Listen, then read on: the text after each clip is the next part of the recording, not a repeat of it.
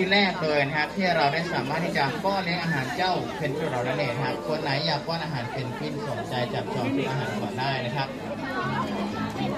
นะจริงๆแล้วนะที่เราเห็นตรงนี้นะครับจริงๆแล้วมันเป็นเป็ดนะฮะเราเอาชุดเพนกวินนะครับอยู่ในแถบประเทศชิลีกับเปรูนะครับในแถบทวีปอเมริกาใต้นะครับคนที่จะขุดโพรงนะครับในการทำรังวางไข่นะครับจะไข่ครั้งละประมาณ 1-3 ฟองโดยเฉลี่ยนะครับแต่มาตรฐานในการฟักไข่ของน้องเพนกวินจะอยู่ที่ครั้งละ2 ฟองนะครับระยะเวลาในการฟักไข่อยู่ที่ประมาณ40นะครับไม่เกิน45 วัน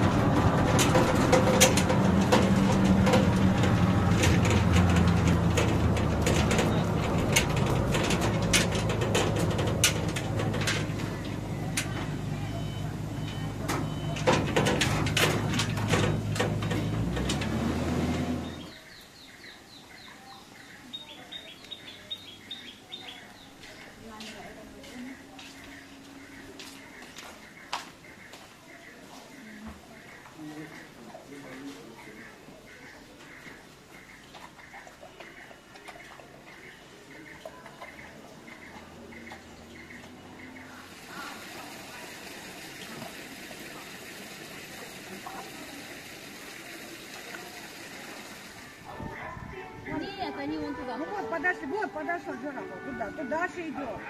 Нам туда. А потом мы вот.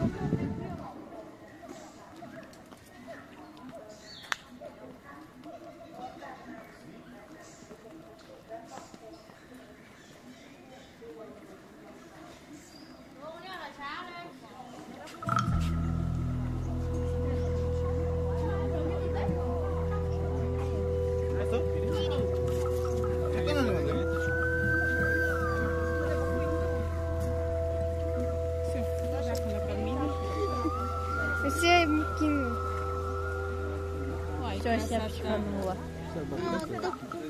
Видь? А все, сейчас опять вместе. Опять? У тебя съела уже две. Все,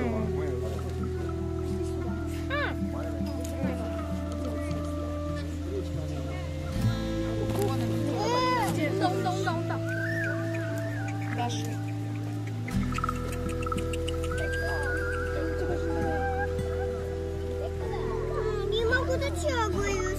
다 먹어, 다 먹어. 언니가 찍었어. 찍었어. 오빠 이상하게 찍어. 아, 나얘 줄래. 나도 이거 먹고 싶어. 이거 너무 색깔을. 같이 먹어가지고 일어나서.